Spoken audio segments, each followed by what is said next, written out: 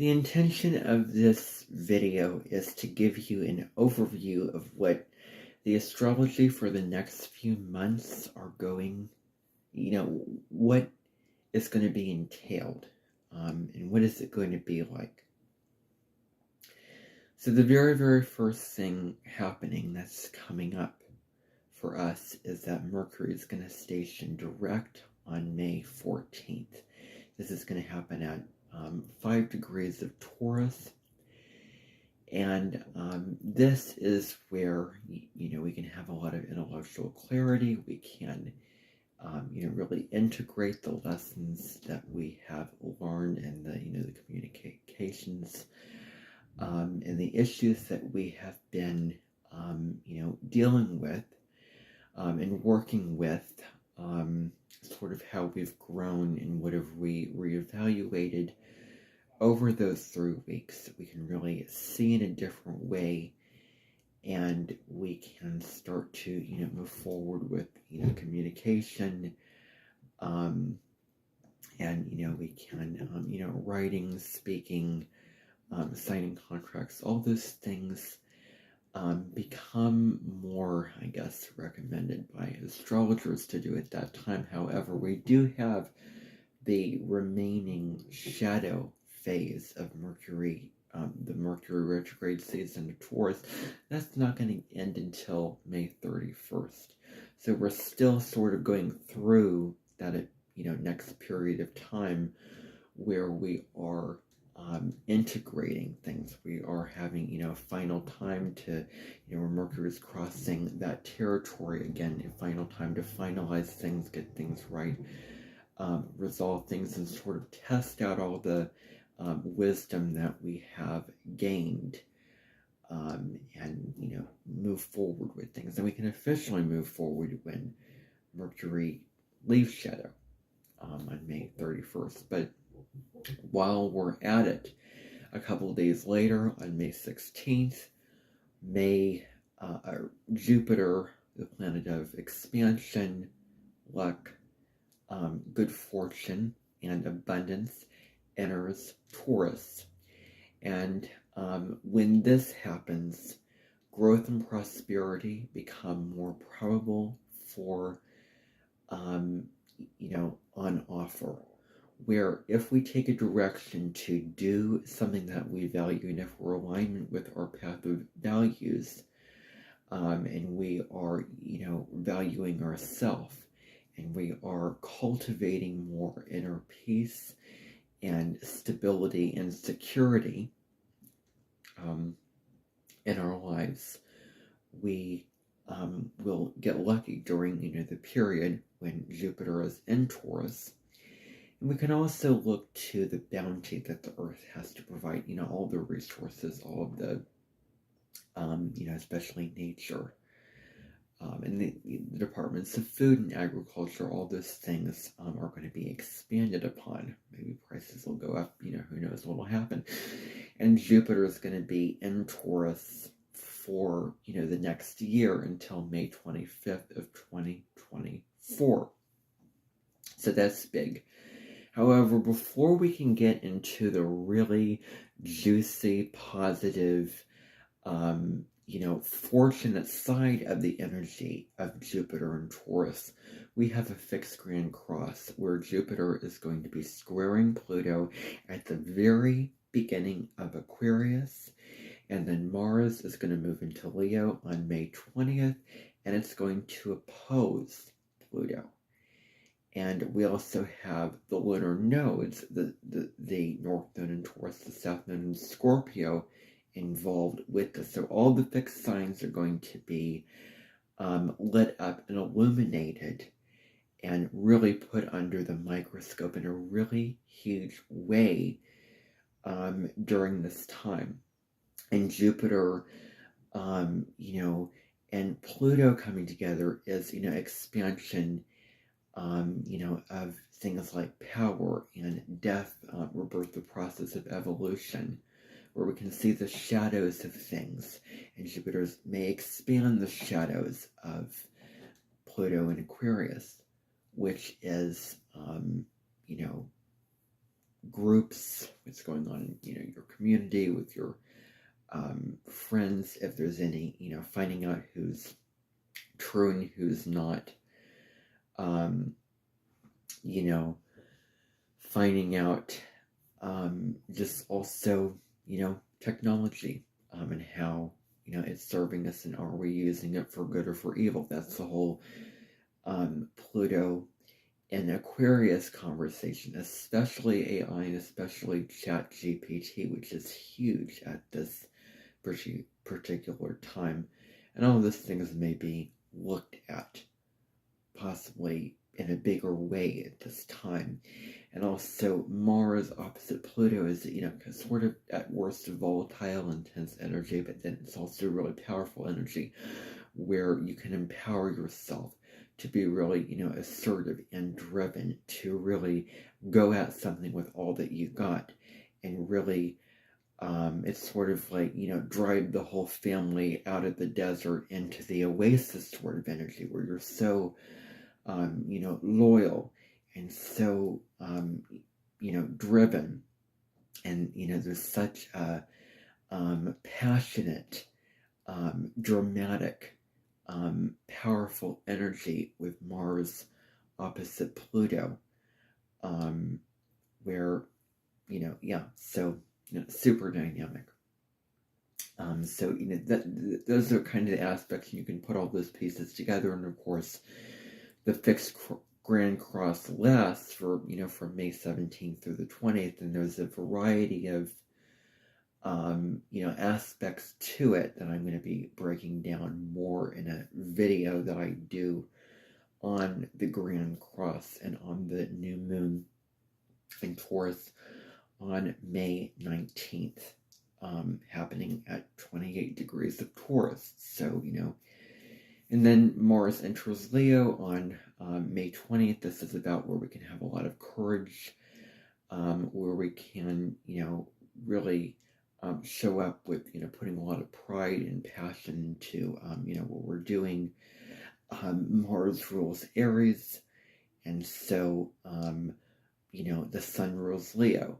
And so the Sun is exalted in Aries, and Mars in Leo is a really very strong placement for Mars, in the sense that it's in trine with, because Leo trines Aries, and Mars in Leo is very similar to Mars in Aries, in a way that it can also, when I think about Mars in Leo, I think about the hero archetype, and I associate that, and I may talk about that in the video that I do about Mars in the sign of Leo.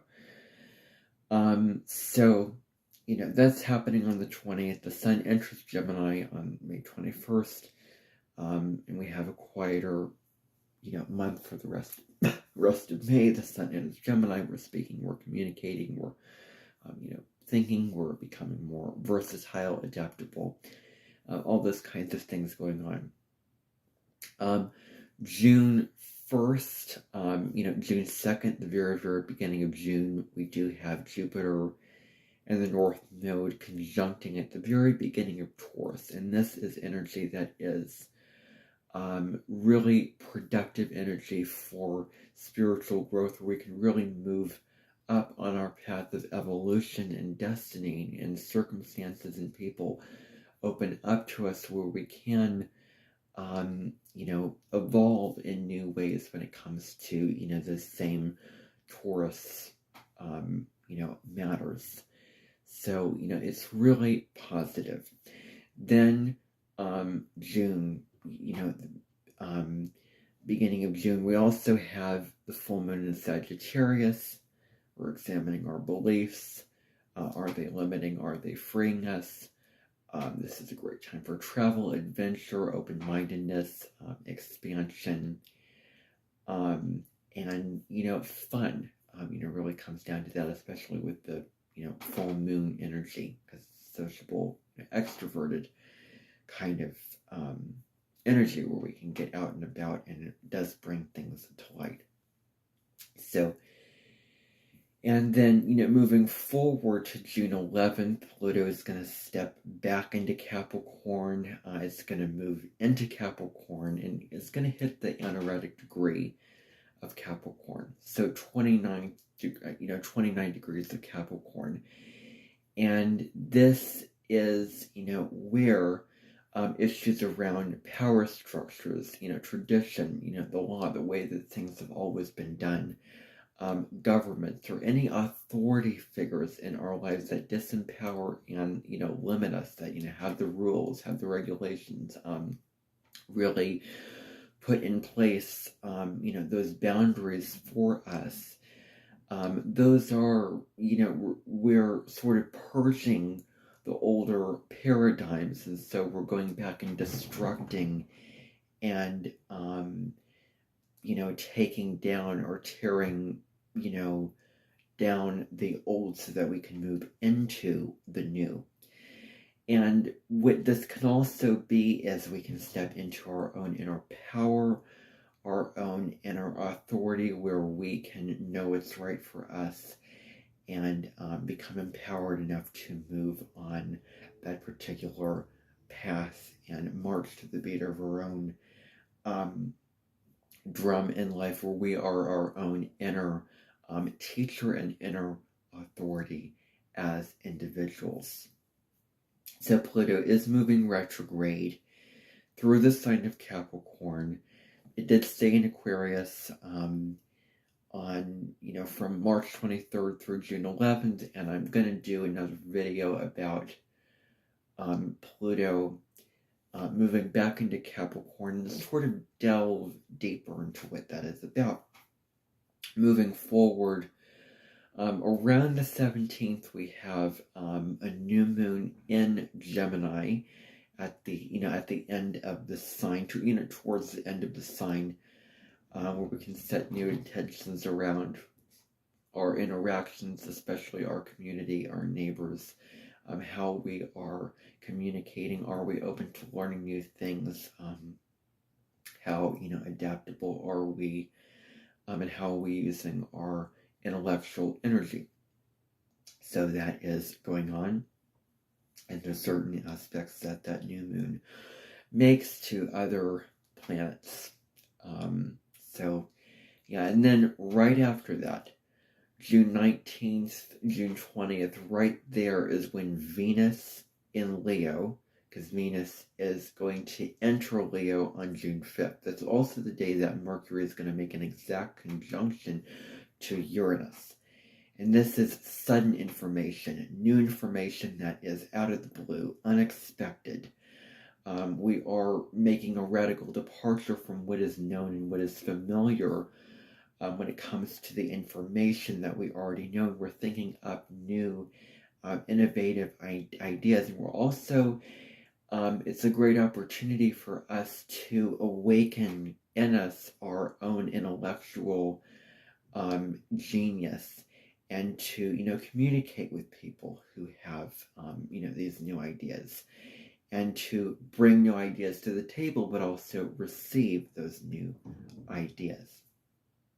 And then it's an earth sign, so how practical, are those ideas? Can they be applied? Can they be manifested, materialized? And of course, taking action towards those ideas is always important, because earth wants the results and it wants things to be done about it. So,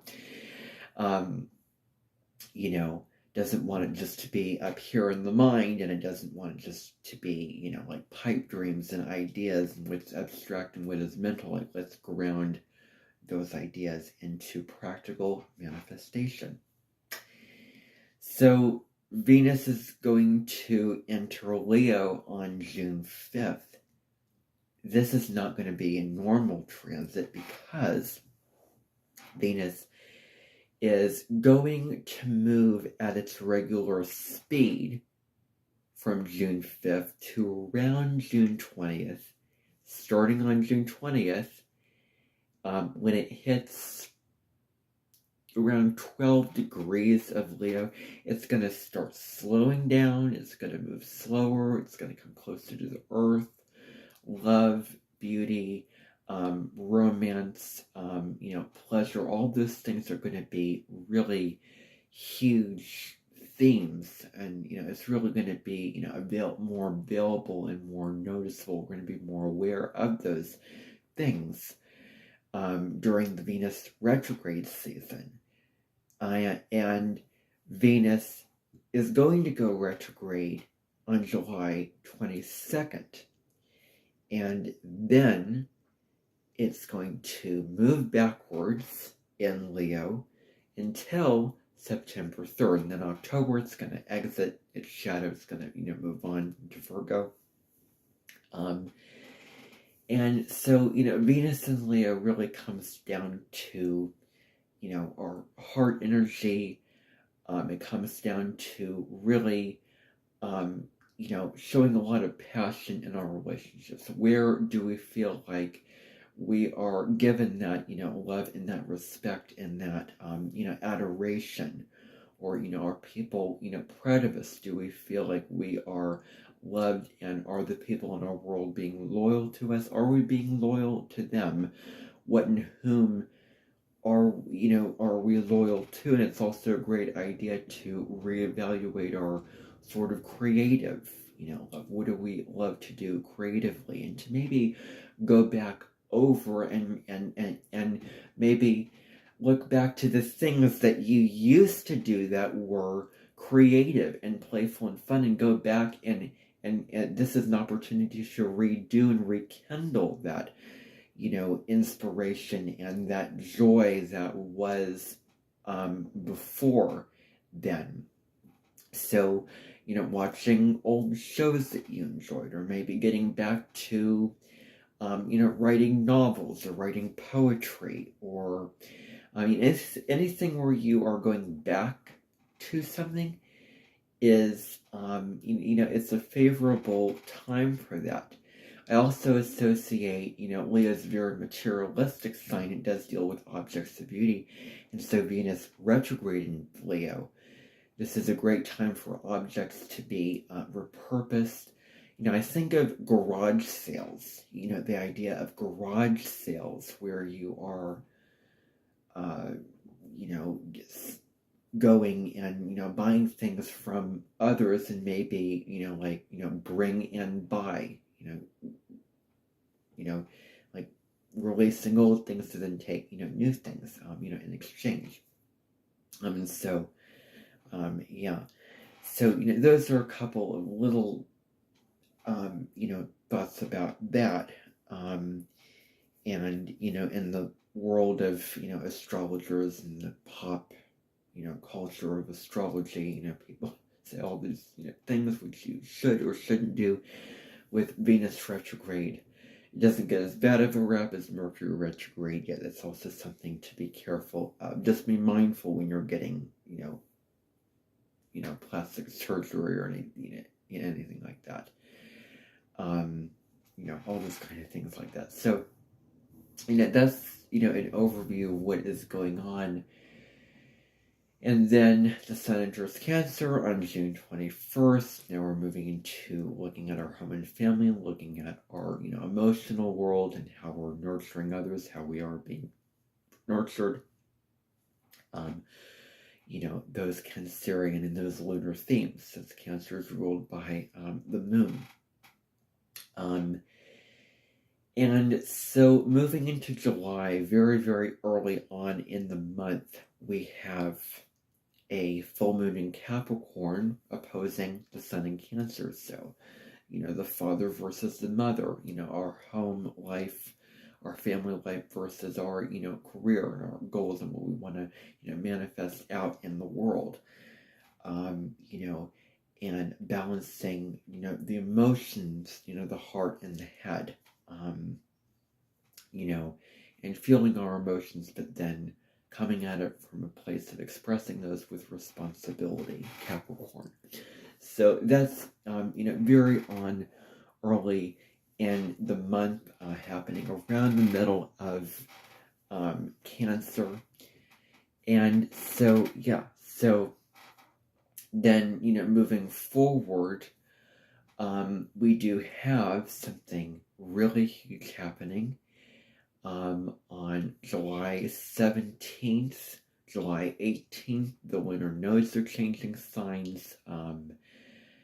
And, I'm going to do another video about that. And I highly recommend going to see the videos about the lunar nodes. So the South Node moving into Libra and the North Node moving into Aries.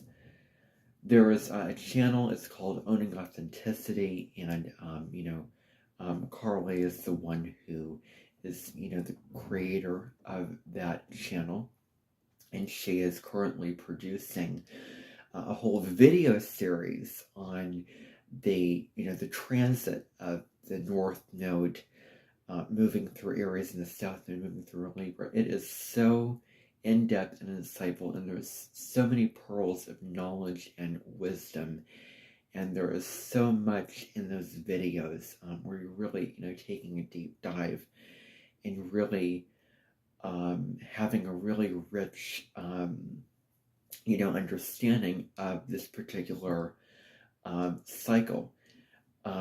So you can check those videos out.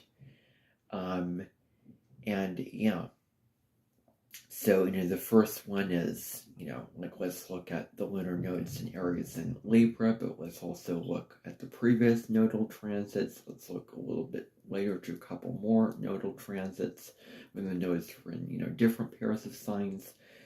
The second video is more of an overview, an in-depth overview at that, of the themes of the transit in Aries and Libra. And then the third video is the deep dive video. So you can check those out. I'll be doing a video about that in July. What it basically comes down to is, where we are releasing relationship patterns of being codependent with another person, of where we being so harmonious and so compromising and so, where we want to keep the peace, but we're losing our sense of identity, and we're getting so caught up into what the other wants and what the other thinks that we don't want any conflict. We don't want to rock the boat. And, there's a sort of, trauma or, wound, collectively and perhaps individually that we may notice, and especially for the people born with this transit, born under the transit of North Node being in Aries. This is going to be their nodal return. And, so the South Node in Libra is about, where we can be diplomatic and fair, but then we're so caught up in the, our relationships with another person that we're not moving towards self-actualization. Really being, being authentic and, owning our power and having the courage to go after what we want to go after in our own lives, and, coming back to ourselves and really, living a life for ourselves. And it also deals with being self-sufficient. So there's so much there. It is July 22nd that Venus does station to go retrograde in Leo, as I said. And then Pluto is also going to be squaring the lunar nodes in Aries and Libra. What's interesting, and I just want to leave you with this, because we're talking May, June, and July here with this video. What's interesting is that Pluto is squaring the nodes. So Pluto's in Aquarius, very early degree Aquarius, squaring the lunar nodes in Taurus and Scorpio. But then when Pluto moves back into Capricorn, and then you also have the lunar nodes moving back, because they move retrograde into Aries and Libra, Pluto will be squaring Aries and Libra. Pluto will be in Capricorn, that's a cardinal sign, squaring Aries and Libra, in opposition to cardinal signs, making a sort of T-square. So two opposite each other and one squaring, like a T, like this, or, you know, however you want to look at it. With a release point being in Cancer. You know, with the tension, you know, with the missing piece of that configuration. And that's what the astrologer Deborah Silverman talks about, is when she talks about T-squares in the heavens, she talks about the release point, which is the other cardinal sign that is not included in the T-square, and, you know, tying that in. So that really is where we're, you know, huge, you know, themes of Pluto and themes of, you know, the North nodes are, again, lit up. So, and that's going to be happening at the kind of around the end of July, towards the end of the month. So, that is just an overview of what is going on astrologically the next few months. I really, really hope that you enjoyed that. You know, enjoyed this. And I will connect with you on the future videos. You know, I'm sending you love and peace, and bye for now.